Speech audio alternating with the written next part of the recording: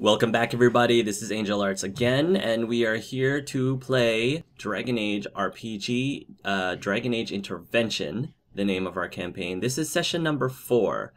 The unfortunate thing is, if you, all of you at home notice, the Lucky Jack contacted us earlier today, and sadly he has some has a bit of a family emergency that he needed to attend to, so he's not going to be able to join us for session number 4, but it's just as well because, as I was telling the other players, we've pretty much passed the Lealden-centric parts of this story, of the immediate story anyway, but all of us hope that Lucky Jack and his family, whatever it is going on, we hope that that will resolve itself much sooner than later. Okay? So, let us begin again with the warm-up question, and if you guys would remind me next week to ask Lucky Jack this warm-up question next time, so he has a chance to also talk about it. This might take some thought from each of you, but I would like for you to share for us, out of character, what is your character's deepest fear? What is your character's deepest fear? Somebody want to go first? Wow, that's a deep question. Yeah. I think it's a good question to help define your character a little bit more. Get a little bit deeper in the layers underneath your character. I think I can start up. Okay, go ahead, Maximillian. I think that Maximilian is afraid of having a life without purpose whatsoever. Just aimlessly going through the chores. Perhaps also having a bit of always being afraid of being alone all the time. He's not a social person, but that doesn't mean he likes company, and that's something he's been struggling with. But yeah, not having a purpose in life, that's probably what fears him the most. That's a really good one. Thank you. Delwyn or Gwenail? Oh boy, not me. Okay, I think I got something. I feel that probably Delwyn's greatest fear is being unable to make decisions in his own life. Okay. Having all of his choices taken away from him. Which I think is why he's so adamant about not going to the circle, because, you know, it's like ruling your own life. Like, he just wants to be free to make his own decisions, and he's afraid of having that freedom taken away. Gotcha. Okay. And Gwenail? You know, this is kind of funny. I was thinking about this and for that, like, heroic motivations of the characters. How everyone has like a great thing for that so long ago and whatnot and stuff. Like freedom, duty, truth, and whatnot for Delwyn, Maximillian, and Lealden, respectively. But as far as my character's biggest fear and whatnot, so that's kind of difficult. Yeah. Actually, when I think about it and whatnot, he has this fear of not necessarily failure, but kind of identity instability. He has broad goals and stuff that he wants to accomplish and stuff, and he wants to and he fears that he's incapable of fulfilling them, and that he is ultimately, and that he's trying to do on that is that he kind of fears himself in many ways and whatnot because of his upbringing and stuff that a lot of people cast him on that. So he's afraid that everything that he's trying to believe in and whatnot, that his hopes and stuff that are untrue, and he will fail and give into some type of perceived darkness or something that he has because he doesn't think very well of himself. Okay. I mean, commune with spirits and whatnot, being a mage at all in many cases and stuff. He doesn't hate being a mage and whatnot, but he's kind of afraid of the potential darkness that he could fall into. Gotcha. Okay. So he tries really hard to be a good person, does the right thing and whatnot, and to try to be the right person and whatnot and stuff like that. But at the same time, the same thing that he does is try to make himself, using what he does have and whatnot, kind of makes people afraid, and that makes him feel bad. I think I understand that. Cool. All right. Well, thank you for sharing that, guys. And I'm looking forward to hearing Lealden's response to that question as well. So, as a recap, in our last session, we got to know various members of the crew of the Tempest Dream. That is the name of Thetis's first and only flying ship. We got to learn a little bit more about Captain Maelstrom's background and how it tied into at least one of the members of the group. And eventually we all arrived in Kirkwall, where they got to meet the champion of Kirkwall, and it's not necessarily the individual that we might be used to when we think of the champion of Kirkwall.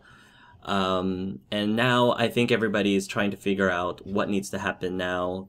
Maximillian and various other people have been figuring that they probably need to figure out a way to get back, but how?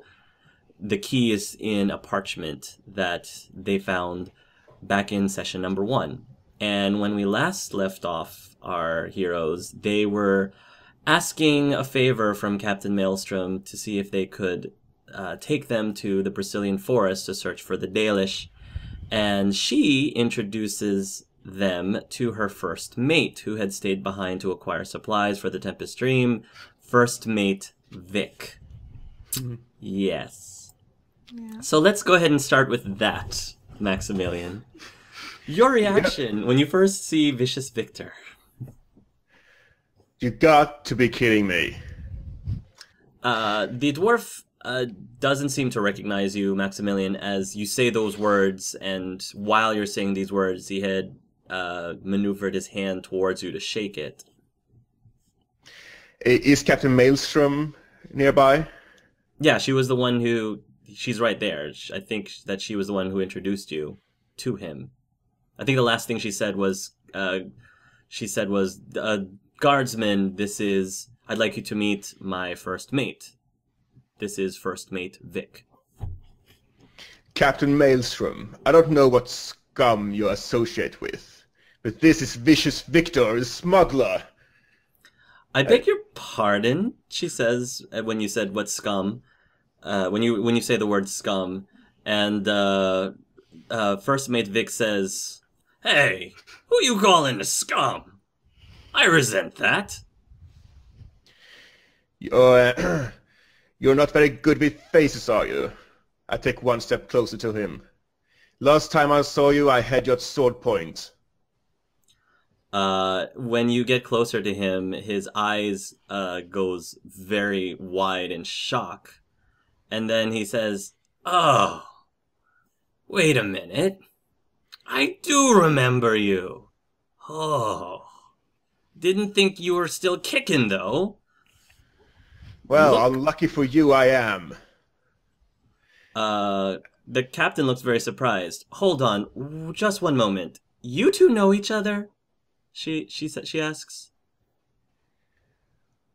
Well, know each other might be stretching it a bit far. I know of him. Yes, if trying to kill me means knowing me, then yes, we do know each other. You had it coming, dwarf. The dwarf says, "Says you." The captain says, "All right, boys, whatever it is that you have between you, we can't take it on board the ship. I don't know what you guys did in the past between the two of you, but I am going to have to demand order while we're going on this trip. That is, if you still intend on taking this trip, guardsman," the captain says. I grit my teeth. Very well. You're one lucky man, dwarf. I take a step back. The dwarf whispers something. Well, he doesn't really whisper. He just mutters something under his breath towards the captain's direction, I will allow you a perception roll, if you'd like. All right. 16. Oh. The what Vic said was, "Man, guy can sure hold a grudge for what 20-some years."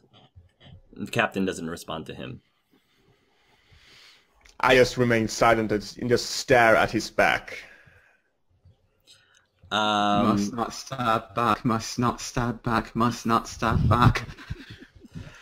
The captain starts to round up some of his crew, and she says, "All right, boys, change of plans. Apparently, we are changing our destination, our next destination, to the Brazilian forest. I recommend that we take some time to gather up supplies, lest we end up running into some of the more unsavory creatures there. And I know just the place," she says. She tells the guardsmen, and she asks both you and Lealden, "I assume you will wish to acquire some supplies as well before we go into the forest?" Well, I believe so. Well, very well then. She gathers, it's basically her, Archer, and first mate Vic. And she will lead the two of you to Hightown. When you arrive at Hightown, there is what appears to be a smithy. And the words on the smithy says Wade's Emporium. And you guys go into the smithy, and there's this gentleman who appears there. "Ah, customers," he says. "Wade, quickly, we have customers." "Yes, welcome to Wade's Emporium. My name is Haren. What can I do for you all, for you fine folks?" "Oh, Captain! So good to see you again." Captain Maelstrom says, "Greetings, Haren. Thank you very much. Tell me, do you still have any more of those silvered weapons available?" "Silver weapons? Ah, yes. Let me look at the back for you." And he goes in the back. Meanwhile, Archer is examining some of the weapons in the archery section of the store. He's looking at the bows, he's looking at the arrows, kind of picking one up and like checking the points. And as he is, sometimes he goes, like, pretty good, pretty decent work. And Vicious Vic is pretty much not really paying much attention to anything in the store. He's sort of eyeing Maximillian, keeping a close watch on him. But he doesn't talk to him. He just, Have such a way of making friends. Are you going to do anything or say anything while Haren's in the back, or are you just going to wait for him to come back, Maximillian? I'm sorry, while Haren is in the back. Okay, so there's no clerk here or anything? Haren is the one who's basically the cashier and the I guess the greeter, the host or whatever you call him. And Wade is currently he seems to be working on some sort of sword, but he looks very depressed. He doesn't look particularly happy. I think I'm just going to walk to the other side of the store of Vicious Vic. I don't want to be close to that guy. I understand. Okay. You go over to the other side of the store and you wait for Haren to return, and he says, "Yes, I think I managed to find our silvered inventory. Come this way." He takes you around the back, and he shows you various weapons, still in crates, silvered weapons. Pretty much every single weapon, every single basic weapon that's available in the player's handbook, there is a silvered version of it. And you see Archer pick up a quiver of silvered arrows. He examines them, and he looks very pleased by the quality. So he takes those. You see the captain, she finds herself a silvered rapier, which appears to be her specific weapon of choice. And as for Vicious Vic, he starts gathering silvered cutlasses, an assortment of them. You figure he's probably getting them for some of the members of the other crew. Yeah. While they're doing their shopping, the captain turns to you, Maximillian, and says, "Do you have enough money to pay for a weapon for yourself and your companions, guardsmen?" Are you sure that normal weapons won't work on these things? Normal weapons will work. However, these prove to be much more effective against were creatures. Can't be too prepared now. We didn't survive by being stupid now. You're very knowledgeable, Captain. Very well. How much for your weapons? These silvered weapons are essentially what's in the player's handbook, the cost plus, I would say, marked up 20%, approximately 20%. Nah. That's quite a bit. Do you wish for a loan of some sort? The captain asks. Let me see. I don't believe so, Captain. I can take care of my own finances. Well then. Lealden will probably speak up and say, if you're able to, I think my companions would appreciate some weapons to help us.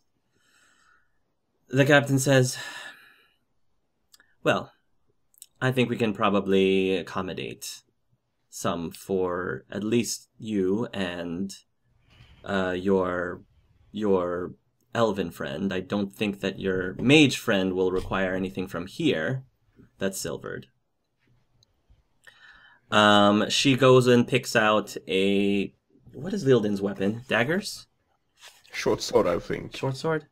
She's going to go ahead and pick out a silvered short sword for Lealden and a silvered gauntlet for Delwyn. As she's doing this, she asks, "Are you sure you don't want anything, Captain? What's the matter? Pride keeping you from owing a fine woman like myself any favors?" As she says that, she seems to be. Can you probably catch a hint of a little bit of a flirt in her words, which might have caught you a little bit off guard. Yeah, I've come immediately kind of awkward. My hand keeps going up to my face, my scars.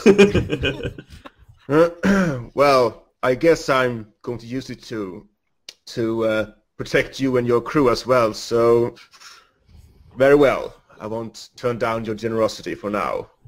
If you don't wish to have any hand-me-downs, perhaps Vic might be able to help you with that. We still have some more of that silvered solution, right, Vic? Yes, we do. I was planning on using it for myself. For emergencies. I think we'll be able to acquire enough equipment so that we don't need such things anymore. Yes, Captain, Vicious Vic says. So what is this silvered solution, Captain? You apply it to your weapons, and temporarily it makes your makes your weapons silvered. That is quite interesting. Thank you.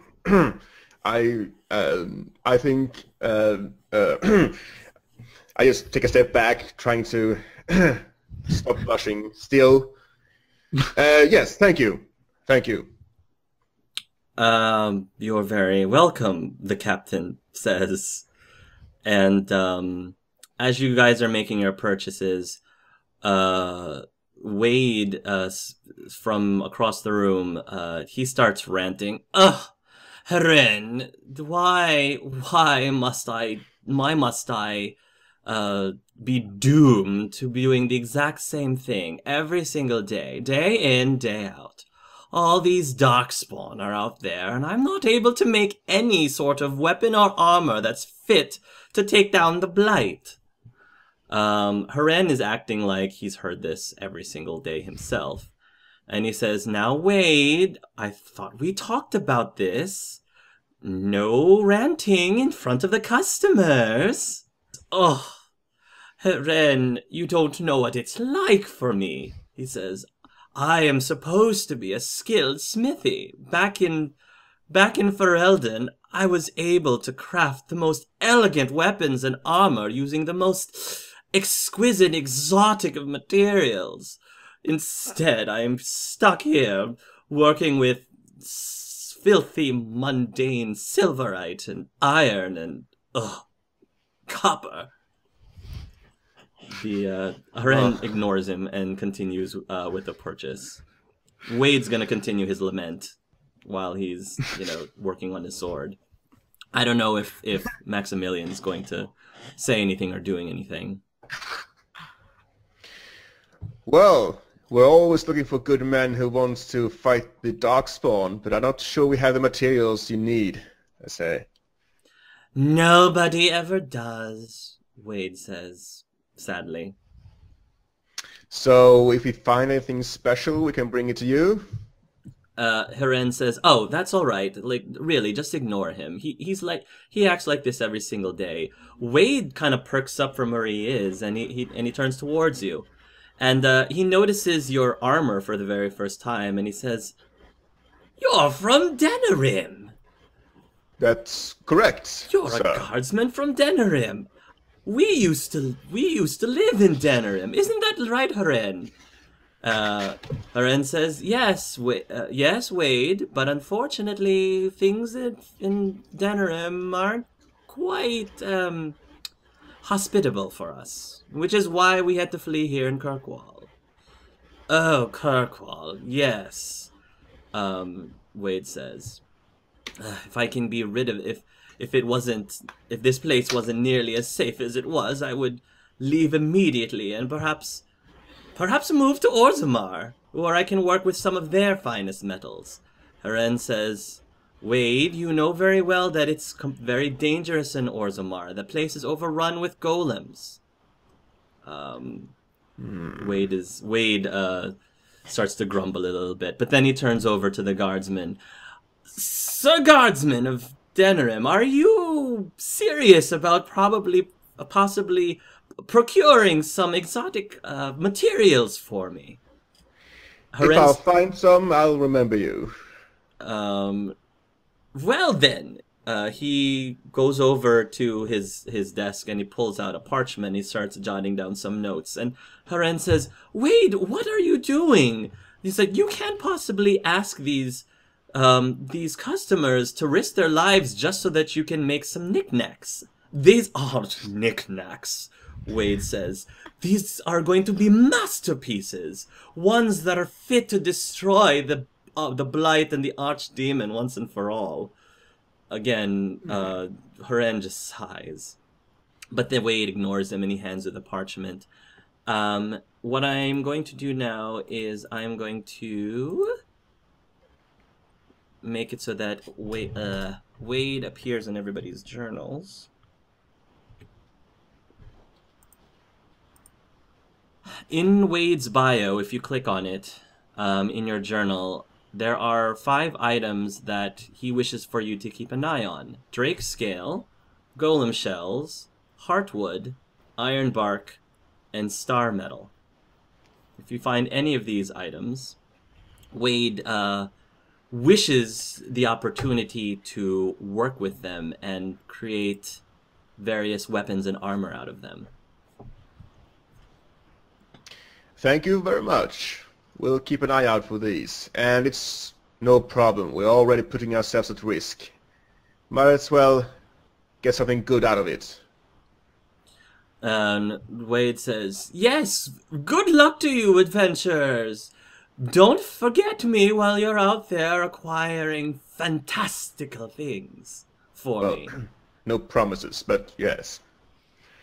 Thank you very much, Wade, the captain says, and she sort of rushes out the door as if she's dealt with Wade and her end before, and right now it looks like all she wants to do is to get out as quickly as possible.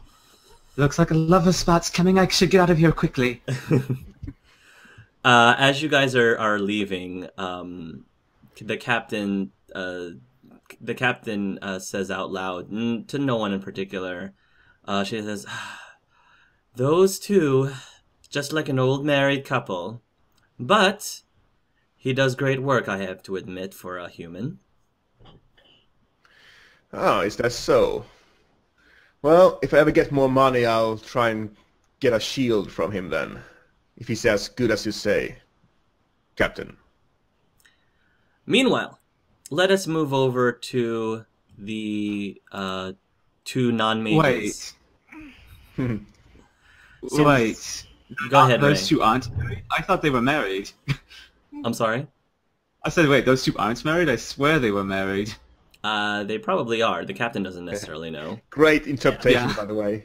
Yes, okay. I think it's heavily implied, even in the Dragon Age wikis, are actually say it's heavily implied that the two of them have some sort of romantic, old married couple relationship. So I can definitely see it. Okay, so back to the Mage's Tower. I'm sorry, did you want to say something, Ray? No, that was an aside to myself, sorry. It was just like, they don't even allow same-sex marriage. I just thought about that. I don't think Thetis seems to be particularly...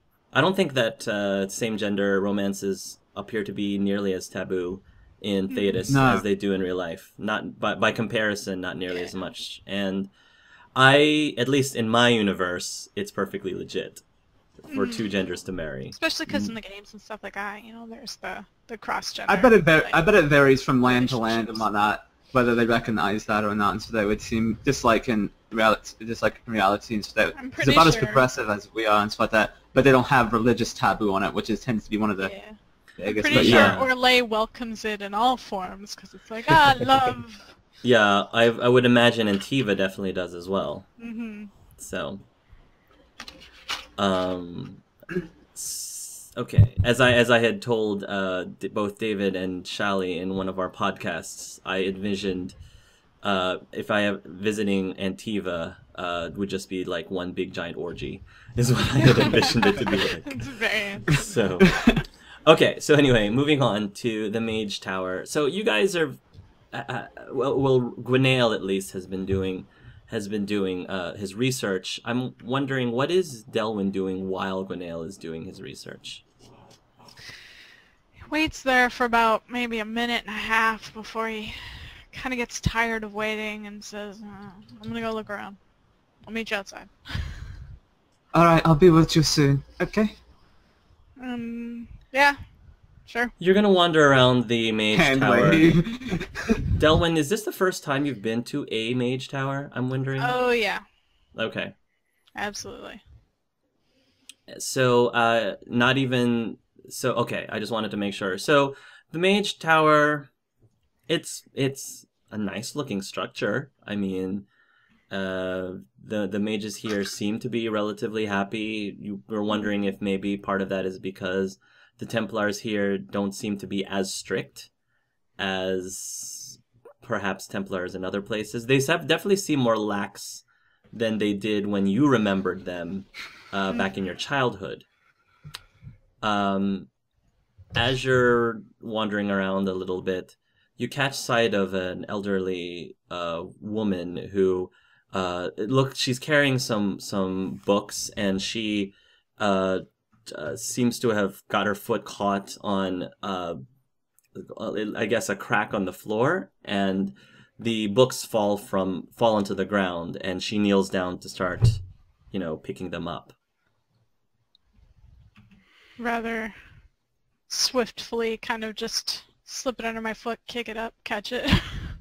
Yeah, okay. You catch one of the books? Yeah. Sure. And what do you do with the book once you catch it? Quick glance at the binding on it, see what it's about. This book appears to be a book on what's the spirit school of magic? There's a form of magic that has like the spirit bolt and those other type of spells. I forgot what that branch is. Oh. which school that is. Um. It's that. Whatever it is, it's that. If you want to look at, if somebody wants to look at that Yeah. up. But that's what the book is about. It's like basic, I guess the basics for early spells of that school. Here. You go over to the woman and you hand her the book. The woman looks up and your eyes meet. And you are shocked because you know those eyes. You look into the woman. This is your mother, Delwyn. The woman, however, says with a blank stare, "Thank you." You notice on her forehead there's a mark, which you know is the mark of someone who has become tranquil. Your mother did not have this. Your mother did not have this the last time. Oh my. How do you react?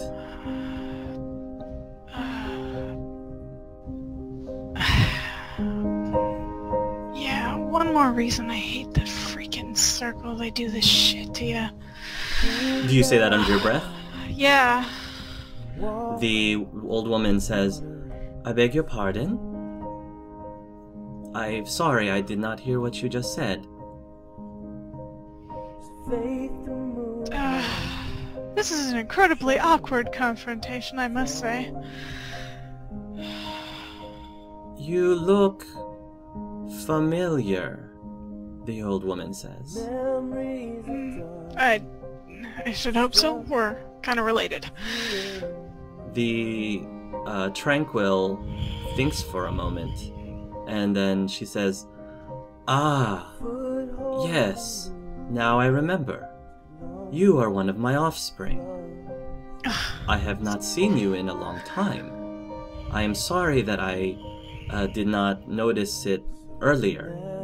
And again, she's saying this in a very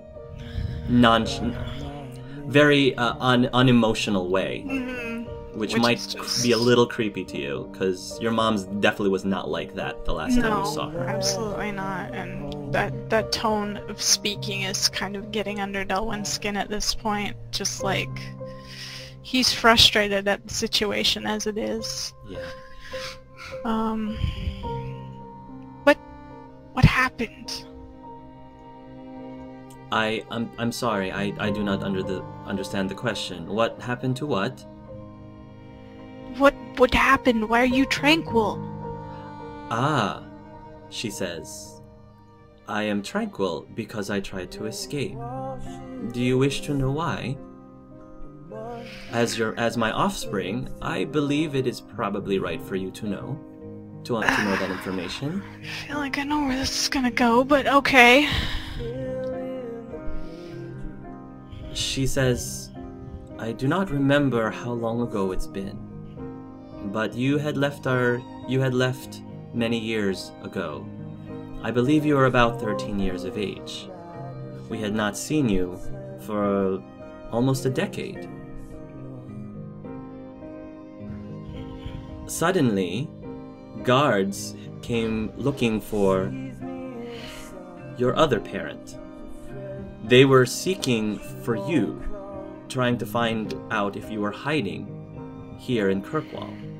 They first started at the alienage, found your other parent, questioned him, and as to my knowledge, he had no idea where you were.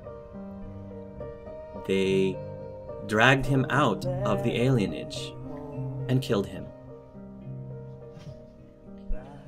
They came for me next. They wanted to know if I had made any contact with you. I told them that I did not. They wanted to know if I had any idea where you were. I told them I had no idea. I then asked them why they were looking for you, and they said that you were wanted for murder. At the time, I did not believe them, and I wished to escape so that I could find you, as well as to try to prove your innocence. But they caught me while I was escaping, and they turned me into Tranquil.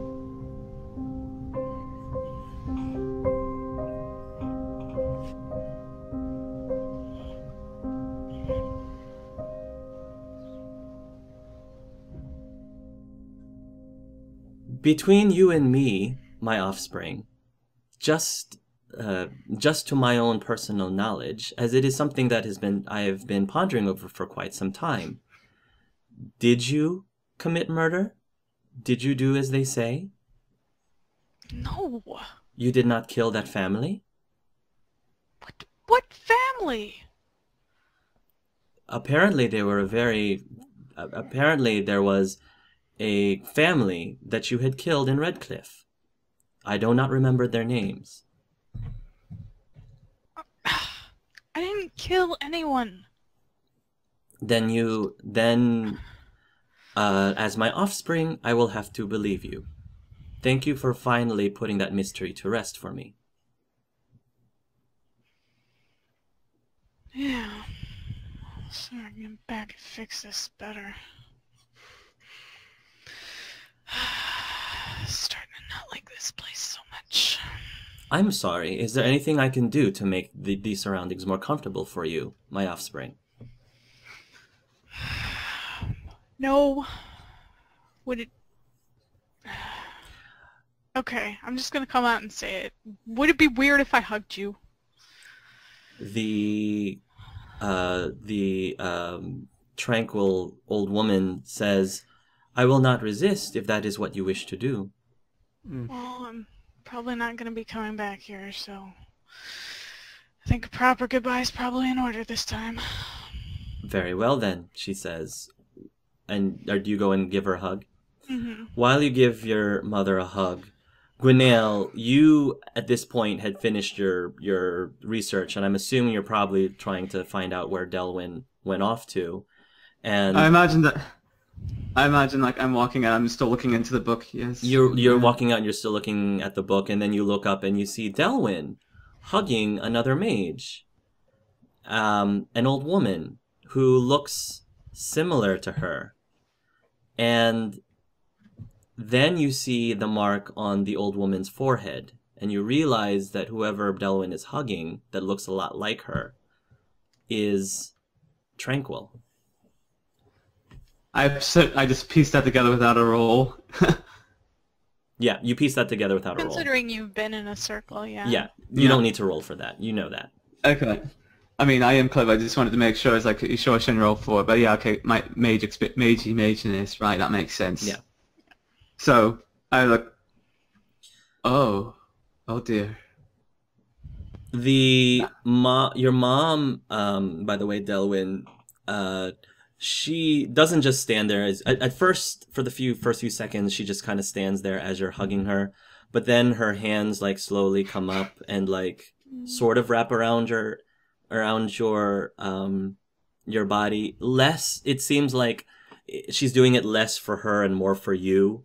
Sort of like she knows this is like what you do when you people hug each other, and so she's like, to make you feel better. It's robotic, it's like yeah. She returns the hug as best as she is able to. Right. Delwyn's just kind of gonna rest his head on her shoulder and be like, sorry for all the trouble I've caused. The Tranquil says, whatever it is that you are sorry for, of course I forgive you. It has been a long time after all.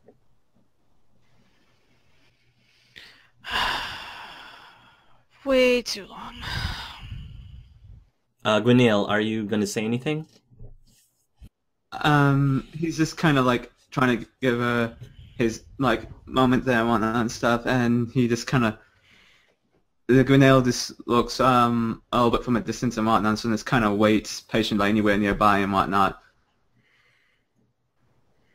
So after the appropriate time has passed, and you'll kind of stops hugging her and looks at her. When you stop hugging her, are you gonna say something? Yeah, probably not gonna be back here in a while, so. I see. Well. If you see my other offspring, please inform her that she is welcome to come here as well, as I have not seen her in a long time either. And I'm sure she would appreciate seeing me, I think. Okay. I will let her know if I see her. Good day, the tranquil woman says. Yeah. Goodbye, Mom. And she turns around with her books and leaves. Just kind of shoves his hands in his pockets all awkwardly. I was trying really hard not to cry while I was doing that. It was really hard for me to do that. So that was really sad. that was very sad. That was pretty sad. That's pretty brutal. Yeah. By the way, you did pretty Universe good at keeping Delwyn's an. family. I think you did pretty good at keeping an even tone there and whatnot. I mean, it's really hard to do that. It was really tough for me because I knew going in that was something that I would have to do, and it was just really hard not to show any emotion during that. So, Yeah, exactly.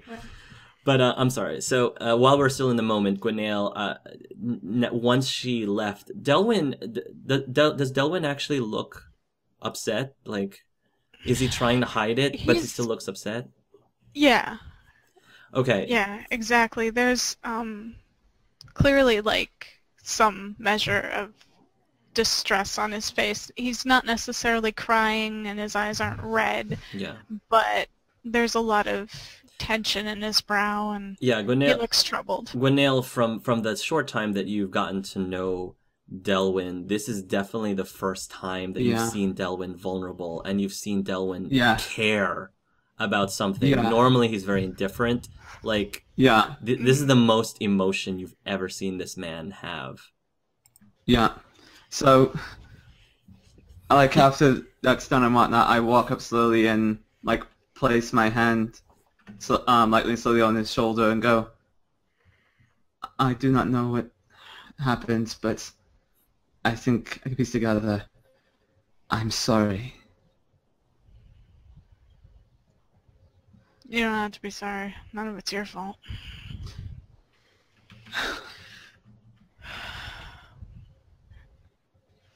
Whether it's my fault or not, it's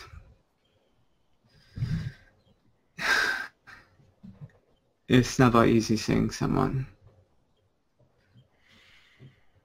tranquil. No. It's not a good experience. Maybe if we moved on from it, the sooner we fix this mess, the better. Are you sure you do not wish to speak about it more? I mean, there'll be a better time for it. all right. If there is any point you ever wish to speak, know that I am always here for you. Sure. Just kind of pats him on the shoulder awkwardly. Very nice. Okay. Let's. Did you get what you needed? Yes, I did. I have many research material with me now, and I have found some relevant information. It might prove useful later.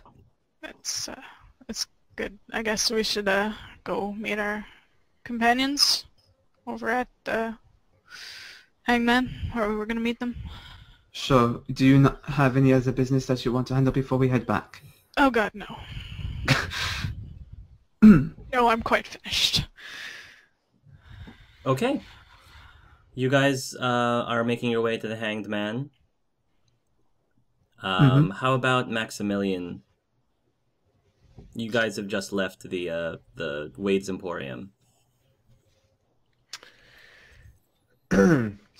Captain, will you be transporting these weapons to your ship? Indeed, she says. We have about an hour and 15 minutes left before we set out. So whatever business you have in Kirkwall, I suggest that you go ahead and attend to them quickly. Of course. I'll see you on the ship with my companions. I bow down a bit as she is the captain and head off into the city towards the Hangman. All right. As you are leaving, you feel Vic's eyes watching you as you're leaving. Okay. All right. You and Lealden, who is, been relatively quiet. I think he's still in deep thought about everything that's been going on. so he's not very expressive at the moment. You guys arrive at the Hanged Man. The Hanged Man is packed with people. Pretty much, I mean, in general, the city itself is very crowded.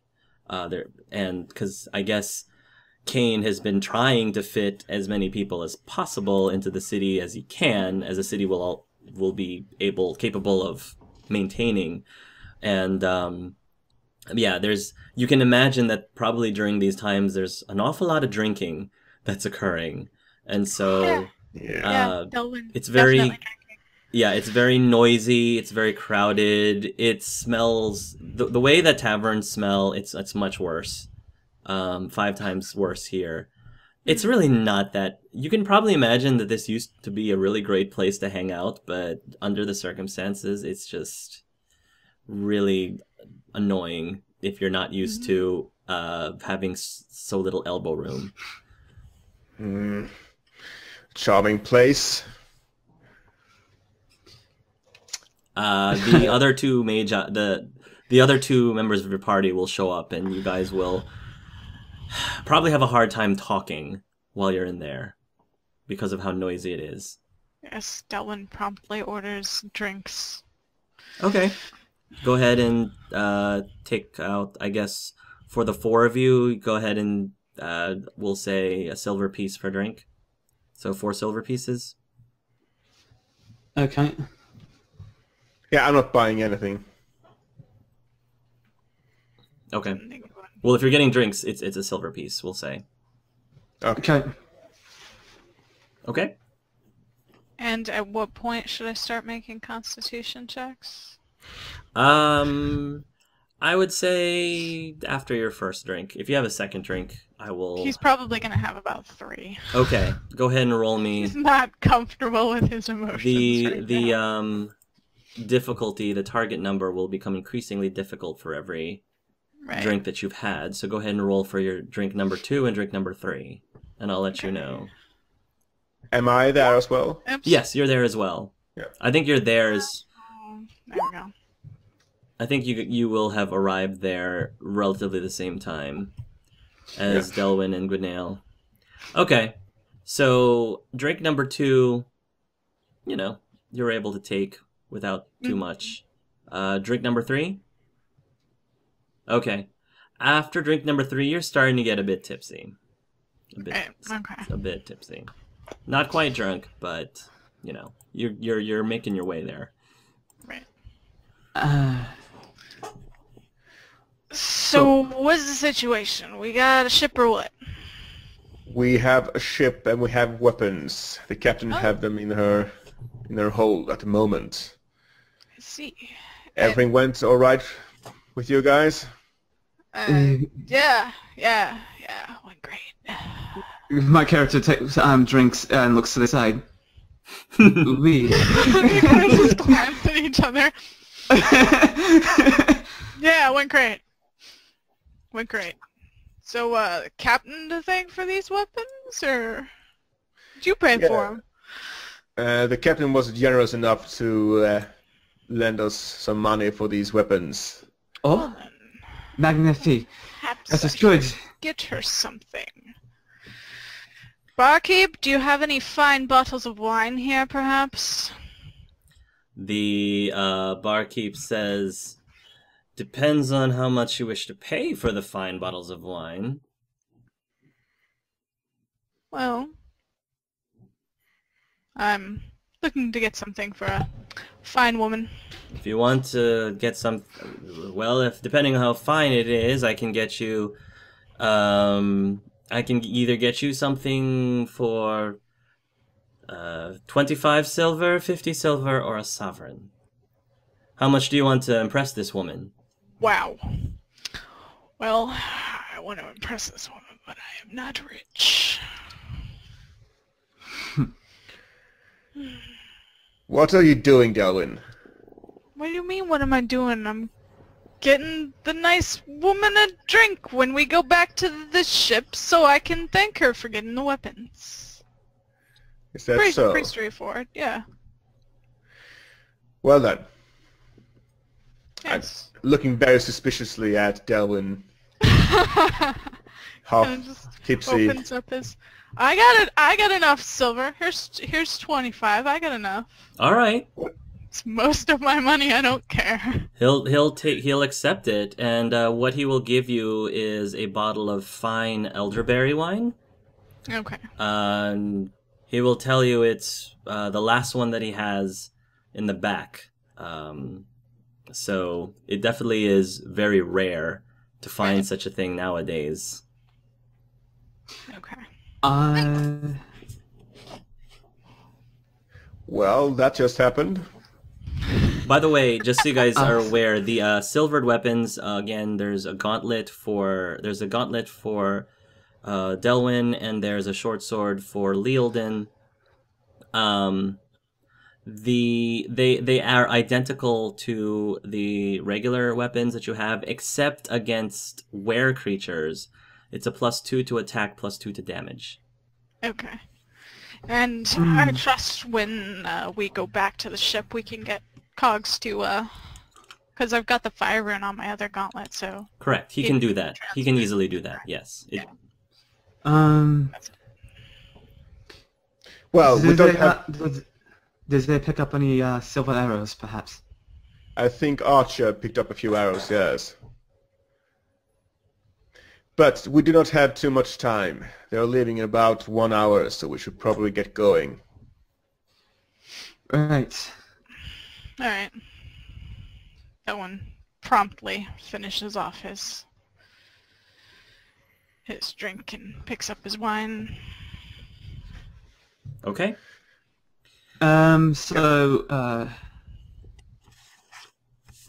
Can I even afford any potions, Amanda? Because I wanted to pick up some of those things, Amanda. You can check. Are we assumed to have stocked up on some of those things, Amanda? Because I have everything in my pack now, Amanda, my healer's kit and all that. You can check. They're the potion prices are on Kane's page. If you go to Kane's. I get the feeling I'm not going to be able to afford anything. I don't know if anyone else was going to finance getting some things like that, some healing potions, because I think we should probably stock up on a few of those and stuff. And well, that's it. A lot of healing potions, but mana potions, because then I could dish out more heals. I know that, I got a lot of money. sheets, I still have a lyrium potion, and Lealden has 2 of them.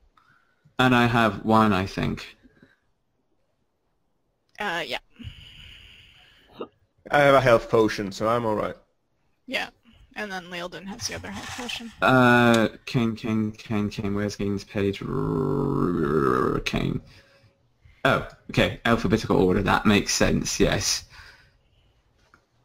I can't afford it.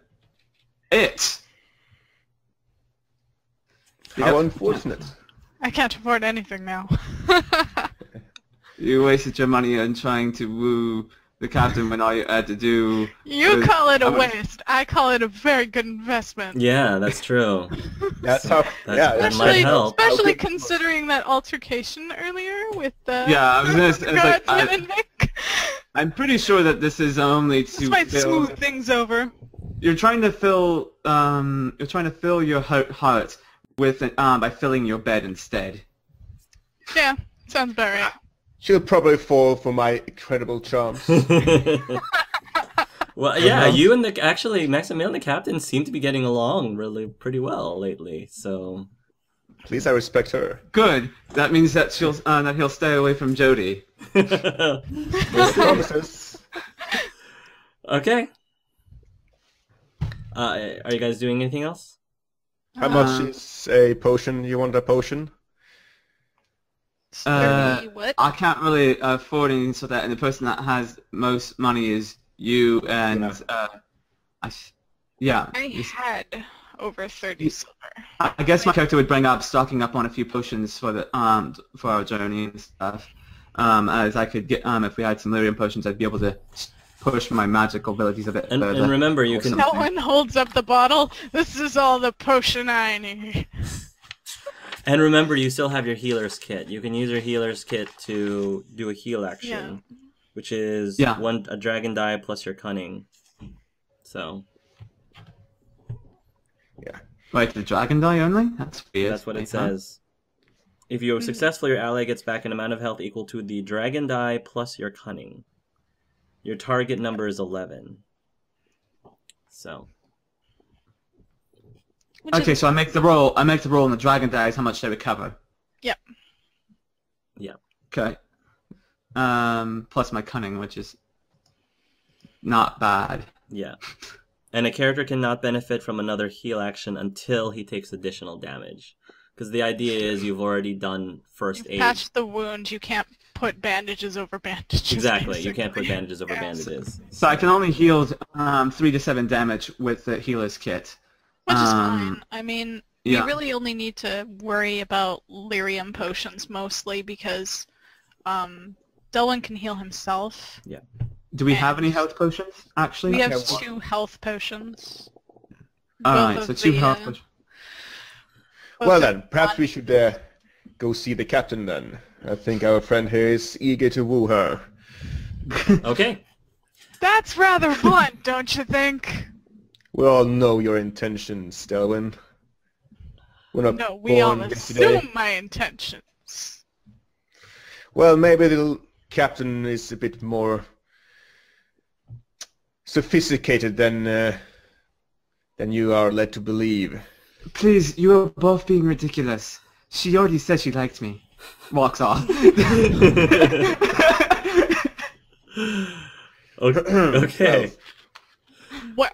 So you guys leave the Hanged Man, and then you get back to the docks area, and you see that they're pretty much done loading everything, and they're getting the sails ready for the ship to take off.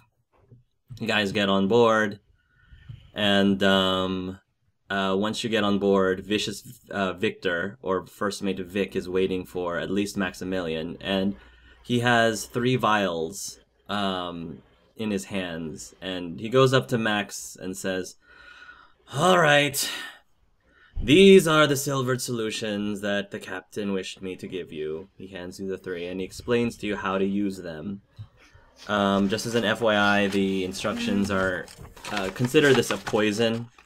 It's not really a poison, but it's treated as a poison. It applies like one, yeah. It applies like one. So just to remind you, this is all on page 52 of the Player's Handbook 2. You are to coat a blade or impaling weapon with poison uses up a single dose. He's given you 3, and requires 2 ready actions for the weapon and poison respectively, unless either has already been taken out and readied. Okay. Right. And an active action to coat the weapon with the poison. This can be done prior to combat, but no more than 1 minute before the encounter begins. Once applied, a poison's effectiveness on a weapon lasts for the duration of a combat encounter only, whether because it drips off, is worn away by a scabbard, or sees its effectiveness degrade through exposure to the air elements. A single weapon may only be coated with a single type of poison at a time, and only with a single dose of the stuff. That is, doses cannot be doubled up. Okay. So the thing about Maximillian stuff, which is different from your silvered weapons, though, is that he has the option of using the Envenom stunt, which is 2 stunt points. This is going to be important for you, Dave. The toxins of your blade pump through your opponent's body, and so do their deadly work. Your enemy immediately suffers the basic damage and additional effects of your poison.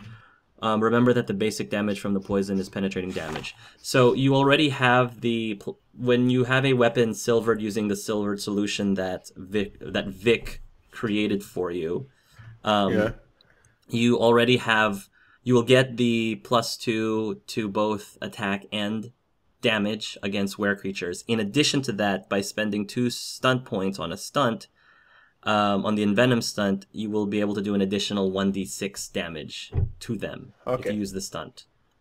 Okay? But got it. But the drawback is you have to spend 2 ready actions plus an active a major action to apply the poison, and it only lasts for an encounter. You only have enough for 3 encounters. Yeah. So that's the check and balance between the 2. Oh, okay. Hey, I do actually want to ask that. I wanted to get my character 1 more mana potion, lyrium potion and whatnot. There's 2 other games and whatnot. So would Maximillian have been willing to lend some money for that? Not at Because those I- prices, no. If Lealden forks over the 2 that he's holding that he's not going to be able to use because not mage, then we'd both have 2. We can assume that. Yeah. I'm pretty sure Lealden is fine with giving you guys the lyrium potion. I don't think he's gonna need Yeah, it. if you so. can't use them, then you can't use them. So we'll just remember that. I don't think Lucky Duck's gonna mind. So he'll give them to Gwenail, and Gwenail will kind of toss one my way. Yeah. I lost the other one. Okay. Oh, scattered banner legion. Woo. Anyways. Alright. Yeah. Kane, like I said, he's giving you guys a discount price, but also bear in mind that during this time, lyrium and health potions are very rare. So Oh, yeah. as pricey as they seem, they probably are like a good discount considering how hard it is to find those things nowadays. Okay. So you guys take off, and the captain will tell you that they'll probably be able to arrive at the Brazilian forest by the next morning. Oh, that's quick. Yeah, Ah, the next morning. quite a fast ship. My dear captain, my guardsman friend has informed me that you have purchased weapons. She says, yes, indeed, what kind of captain would I be if the people that I was responsible for were to die a horrible death while we were making our excursion to the forest? And what kind of passenger would I be if I didn't present you with a gift? Oh? For The captain says, Yes. looking very surprised. I have brought wine. Well, aren't you the sweetest thing? Her eyes light up and she takes the bottle and she looks at it. Elderberry, this is something I haven't had in quite some time. Huh, she says. Very good choice. Perhaps I you and figured I... you'd enjoy it. Perhaps I can return the favor by maybe having another captain's dinner tonight? That sounds quite good. Lovely. We can open it up then. I look forward to it, she says. As do I, my dear captain. She gives you a smile, and then she turns around and goes over to her quarters.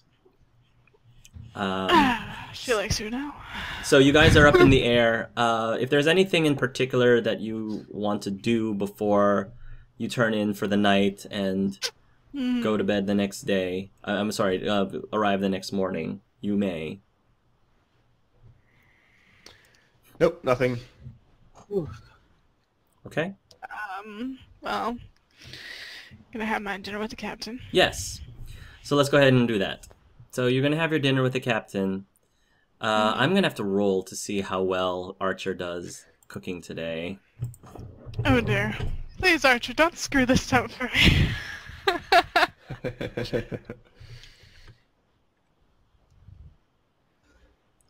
See how he does. Like, Archer, I got a hot date tonight. Don't screw this up. I'll say no. You have to add twice as much pepper. Oh! Okay. Ooh. Well. Well, Delwyn, It's pretty good. enjoy your evening. Yes. So, Archer actually manages to cook a very good meal out of the fish that he caught. If you remember, he caught them fresh from in the last session. They're very well. It would actually, I guess he would have grilled them. Yeah, he's serving grilled fish, and this seems to be the crew's favorite. Archer seems to do fish very well. The unfortunate thing is that the ride to the Brazilian forest, it's pretty turbulent right now. The wind is sort of picked up, and the boat is rocking a lot more. It's not as calm as it was, and it's sort of taking its toll on Lealden, especially since he got sick from breakfast that morning. So the combination of the two, he basically excuses himself from dinner and basically asks instead for maybe some crackers or something else because right now he can't seem to. His stomach's churning quite a bit. Yeah. So. That's right. That's one of the things I wanted to get. That reminds me. My character knew he was going on that ship and he did pick up some like breads and stuff with him on the trip just in case he can't eat anything on the ship again on the way back or something. That's gonna cost money. So, yeah. I wanted to mention that earlier. I remember it now. Yes, that's fine. If you wanted to buy adventuring gear, that's going to cost money. We'll say that... I mean, I already got adventuring gear. I just wanted to get some foods and stuff for the travel. Yeah, I understand. We'll say that that's going to cost you... just a piece of bread? A few pieces of bread, some other foods that'll hold well and whatnot and stuff that go with other stuff. I don't know. Pretty much I'm going to buy some rations and maybe some bread and other things to go with the food just in case they have another vomit soup incident. Yeah. Yeah. We'll say that... Yeah, I mean, it's only... A meal at an inn is 25 copper, so I'm going to say that bread is not going to be any more than 5 copper. So, I'm going to spend a couple silver on rations then. How about that? sure. So that's 2 silver piece for a week of travel rations, according to this. Okay. 2 silver pieces for a week of travel rations and 5 copper for a piece of bread. Okay? All right, got it. All right. But I eat food tonight apparently because it's apparently going to be pretty good. Yeah. Delwyn, I'm going to actually lower the amount that I charge you for the wine, because cheap wine, according to this, is 20 copper pieces.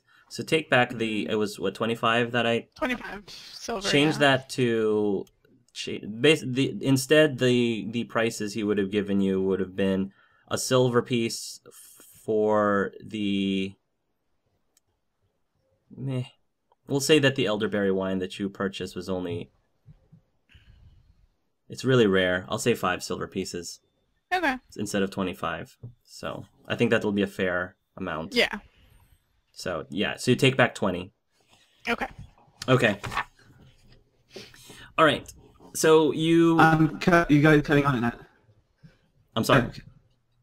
Wait, how much was it? I was trying to listen to that because you guys were cutting in and out. I changed, I modified... How much was it? I modified the cutting in and out wine... and whatnot. Yeah, I modified the wine down to 5 silver pieces.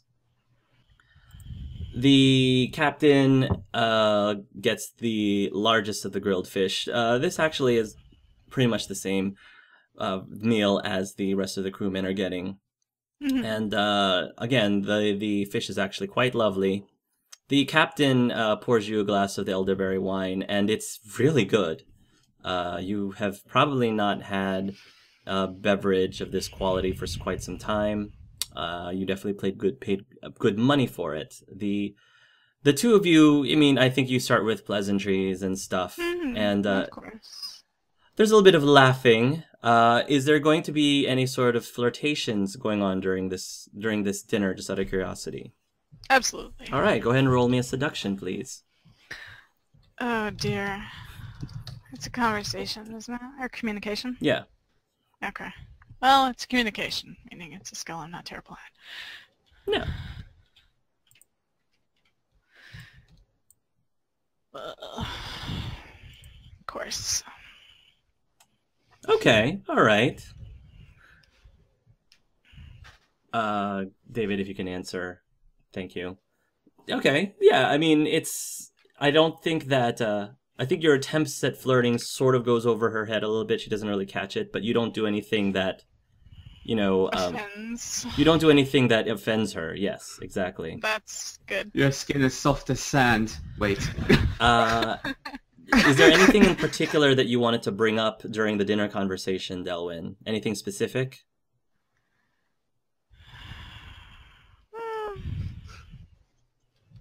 I don't necessarily think anything specific, no. Okay.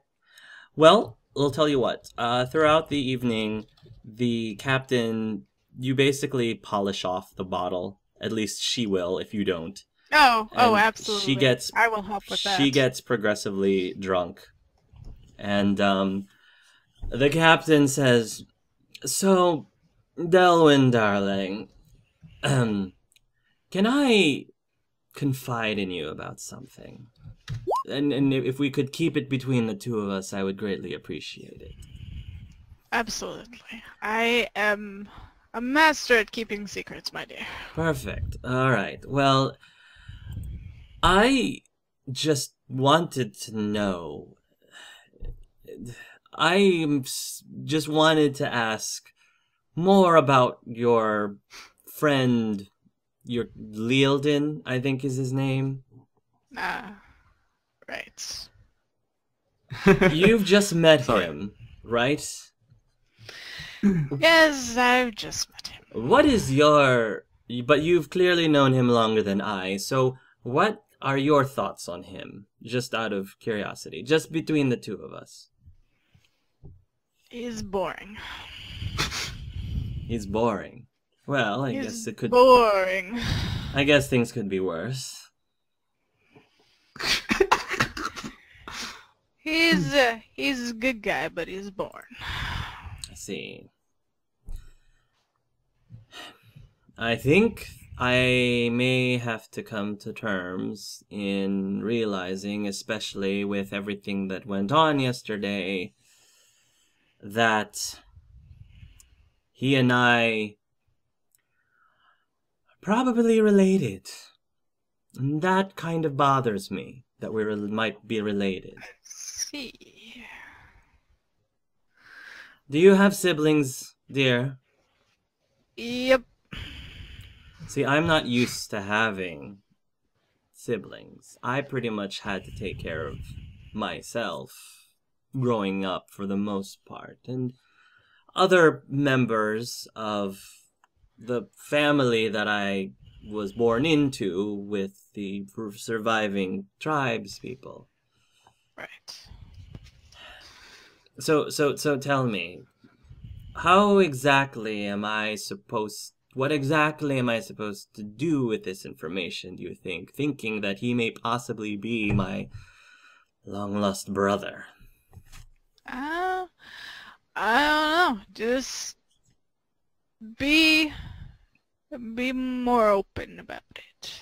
Don't shun him just 'cause he got raised differently or anything like that. Just be nice. You don't have to be like, hey, I might be your sister. You speak as if you are talking about this from experience.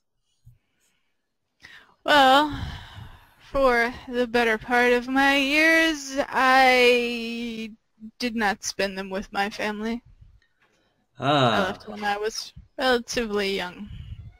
You and your sibling didn't get along very well when you were growing up? When you were... When we were growing up, it wasn't so bad. It was... circumstance happen, and then you gotta leave your family, and... it just happens. I see. Awfully close to saying it there. So, things between you and your brother, sister? Sister. Older sister. Things between you and your older sister. You've going through a rough patch of sorts? Right now, yeah. When I left, things were okay, and then before we had the incident, let's say, because I don't know what to call this debacle of us being where we are right now.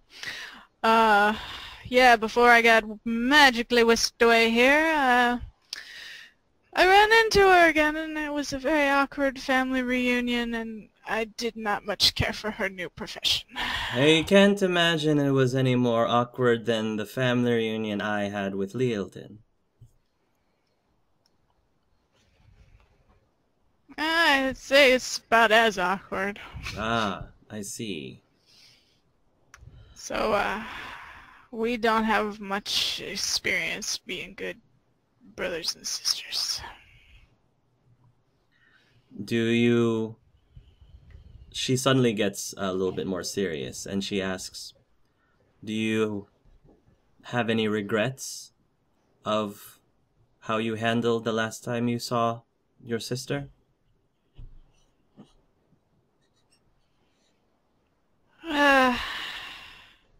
My only regret, I guess, is that I didn't really hear her out. I think I let my anger and all these confused emotions get the better of me, I think. That sounds vaguely familiar, dear. Vaguely familiar.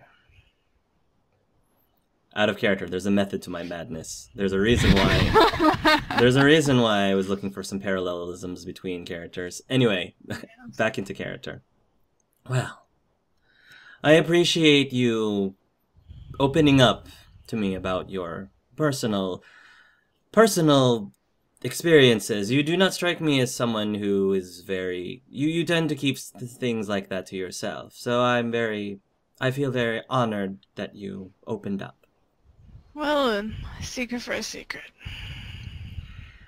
Well, it's getting late, dear. Indeed it is. Do you wish to go back into your quarters? Because if you wish to remain here, you are welcome to. I think you would be much more preferable company than the Orlesian, I'm sure. Alright. I think so as well. And we can just leave it to our imaginations what happens there. Yeah. So, Delwyn, without really going into too much detail, go ahead and roll me another seduction. And whatever we roll, Shali, you are free to interpret however you see fit what that means for the night. So, your roll is okay. Your roll is a 12. So, bad. However you want to 12's not bad. However you want to interpret the activities of that evening is up to you with that 12. Right. Okay? Okay. So, you Little bit drunk. Little bit drunk. And on that note, let's take a break, because I'm going to need a break after that. Or a cigarette. Let's just say stuff happened, but it probably wasn't as good as it could have been. Fair enough.